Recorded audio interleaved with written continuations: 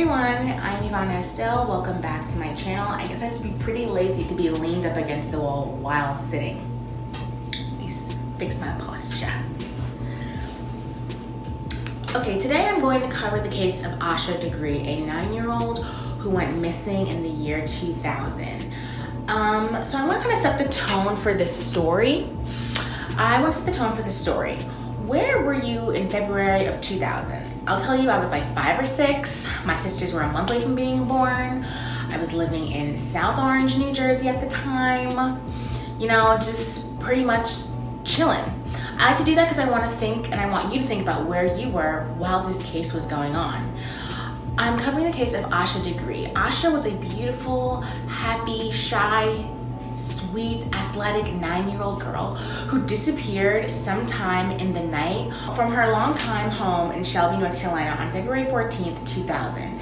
There's a couple things that kind of grind my gears about this case, including adults seeing a 9-year-old girl walking on the fucking freeway at night and not truly stopping to like call the police immediately, but we're gonna get to that in a minute. Also, I have to cough really bad. To set the stage and give a little background, Asha's family was pretty close. She was a younger sister to her brother O'Brien, and her parents, Akila and Harold Degree, were really kind people. In the days before the 14th, Asha spent time with family, from basketball games to visiting her aunt Alicia. She spent time with her grandmother, where she was given her annual Valentine's Day gift.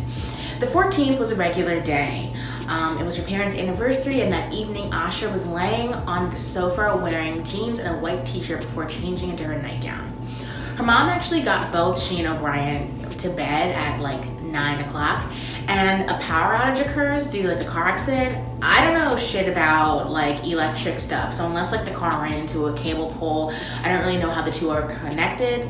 The point is, it leaves the Degree family in the dark, which makes this case extra spooky. At around 12:30 a.m., the power was restored to the area, and Mr. Degree, Asha's dad, reports seeing both children asleep in their shared bedrooms.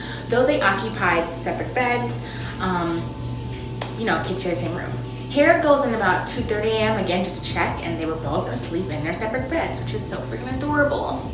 Shortly after, which means after 2:30 and before 5:45, O'Brien hears some restless noises from Asha's bed.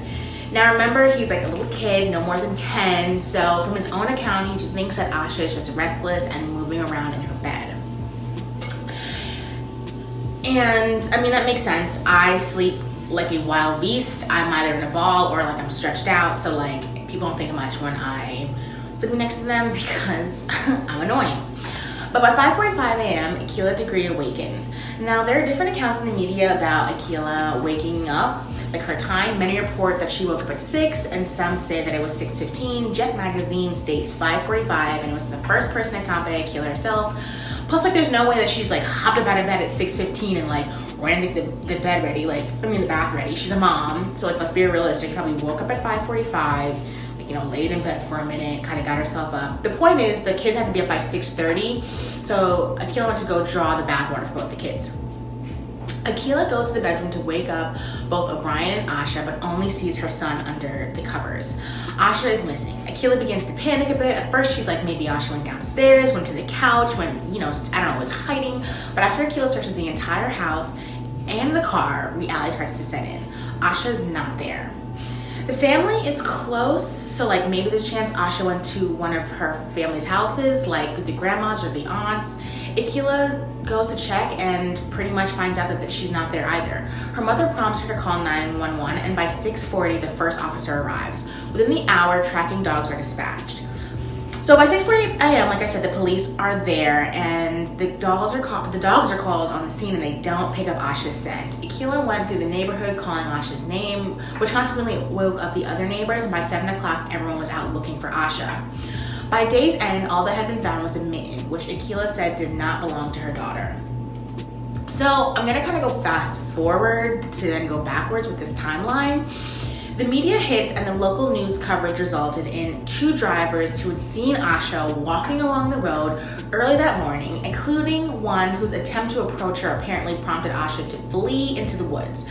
Now, reporting this sighting to the police, happened once the media hit. Like, let's talk about that for a moment. Asha is seen walking on a highway in the middle of the night.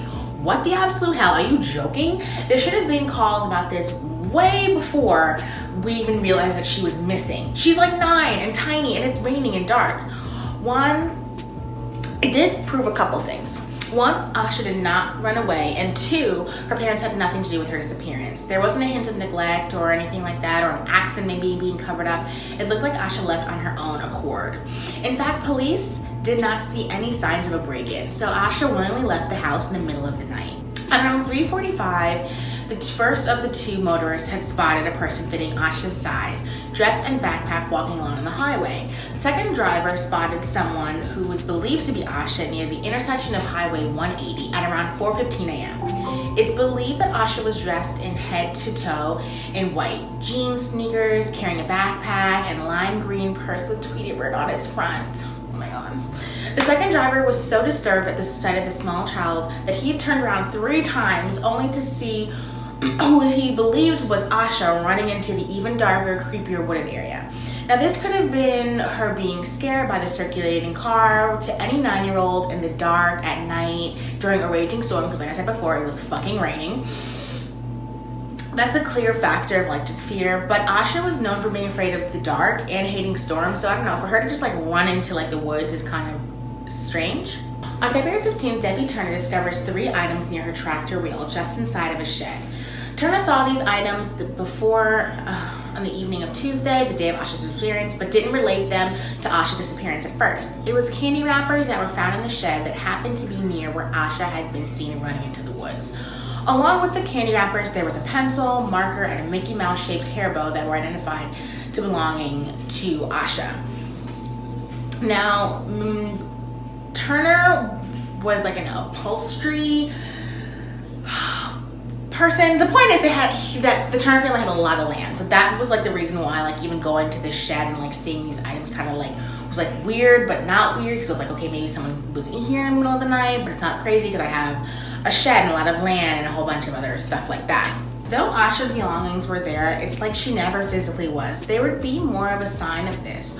All this movement would have created a disturbance in the dirt where Asha had been. The heavy rain would have produced or preserved some of Asha's scent, sealing it in the mud where she stood or sat or squatted, or would have at least seen shoe prints from her sneakers. The search and rescue tracking dogs also would have picked her scent out. Also, the shed and its contents are dusty, and there was no disturbance of dust anywhere. It felt like Asha was not in that shed and that the items almost could have been planted. However, there isn't really a sign of anyone, like no footprints, so the question is, how did the items get into that shed? Another consideration supporting the idea that Asha did not seek shelter in the shed in general is its proximity to the road. So like the shed is located down a long driveway, and that would certainly have been just way too dark of an area for Asha to have really struggled to get to, rest, and then travel further down the highway to where she was last seen, or vice versa, all without being seen by anyone. The shed itself was filled to capacity, a large tractor being the biggest contributor, so it's likely Asha would have created a disturbance in at least one small place. There was no sign of her. It's really important to note that at no time did any dog from either K9 or team pick out Asha's scent. No scent from her home, no scent down the street, no scent down the 1.3 miles of highway, no scent at the storage shed, no scent, period. If Asha had found shelter in the shed, the trained dogs would have alerted.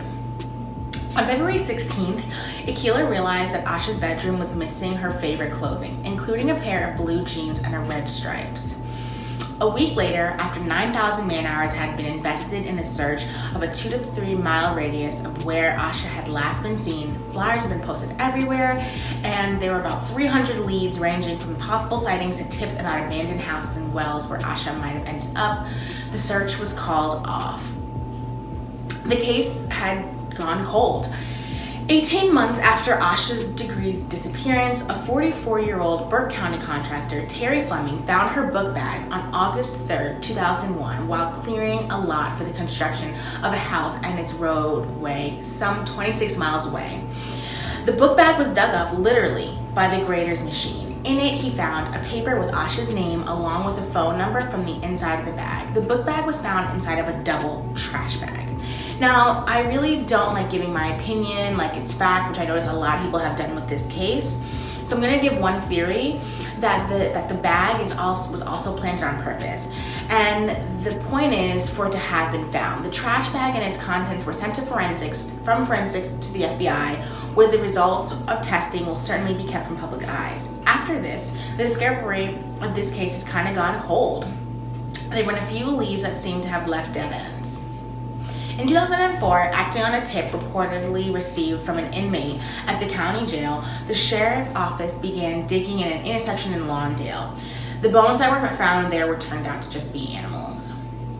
And for years there was nothing, until about May 2016, the FBI announced it was looking for an early 1970s Lincoln Mark V or Thunderbird based on a tip that someone who looked like Asha may have gone into a car like that on NC-18 around the time she disappeared.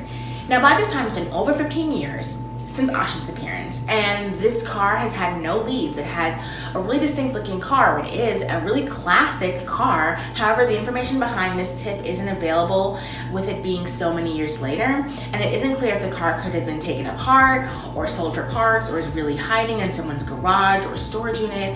It also isn't clear where Asha was picked up whether Asha was picked up in the car, where she was picked up in the car, or who was driving the car.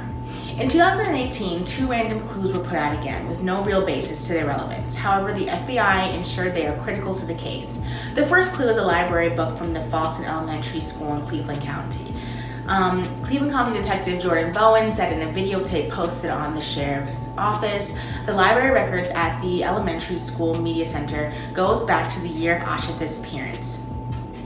The book, McElligot's Pool by Dr. Seuss shows fish chasing a worm on the hook type of thing on the cover. Actually, I didn't read that book. Also, a t-shirt from the New Kids on the Block, which is a group that formed in the 1980s, and they're currently on tour. The officer said that these 2 items, the book and the shirt, are important to the case. It's not really clear why. Since Asha's disappearance, the media has kind of died down. Asha Degree stated in a 2013 Jet magazine interview that people were not really into the case in general because Asha's a young black girl, which I understand. I mean, JonBenet Ramsey was murdered, and like we're still getting documentaries about it to this day, and Asha's case kind of came and went. I do understand that the news cycle is faster than ever with social media, TV news comes and goes, and it's harder to pay attention, but Asha's case is still unsolved, and it's the most bizarre case, one of the most bizarre cases at least I've ever heard. We don't know what happened to her that fateful night. I don't have any formal training in this, but from what I researched, I do not believe Asha was sleepwalking. She packed a bag, got dressed, and left on her own accord. I do not think a subconscious realm is the reason behind this. I believe Asha believed she was going somewhere, that someone had been communicating with her and coaching her to leave that day. I also believe that whoever took her murdered her that night, if not the next day. I think this was a sick abduction by someone who took the time to really learn about her and convince her to leave. I also believe this person has no remorse. I read somewhere that like maybe time has added guilt, but it's been 20 years. I believe that this was a premeditated, calculated act, and this person could have likely struck again or done this before. There's pictures of what Asha could look like now as an adult. However, these are hypotheticals. We have no idea whether Asha could have gained weight or lost it, had different hairstyles. However, this is something to go by. Since 2015, the FBI and the Cleveland County Sheriffs have started with a $20,000 reward, which has grown to $45,000. Anyone with information on the library book, on the shirt, or other details can call 704-484-4822. I'm hoping that eventually someone will step forward with answers, and in the meantime, let this be a lesson. If you see something, like seriously, say something, especially if it has to do with a child or a person who looks helpless and out of place. Anyway, as always, please like, comment, and subscribe. If you want more research, I can put in my bio links that I, of course, use so you can research on your own. I try to give as quick as I can of a story because I don't want to be speaking for like 30 minutes straight. But yeah, give me your feedback. Tell me what you think. Do you think police dropped the ball? Do you think it could be something supernatural? Do you think it was someone who new. This case really racked my brain for a really long time, so I definitely want to hear your thoughts.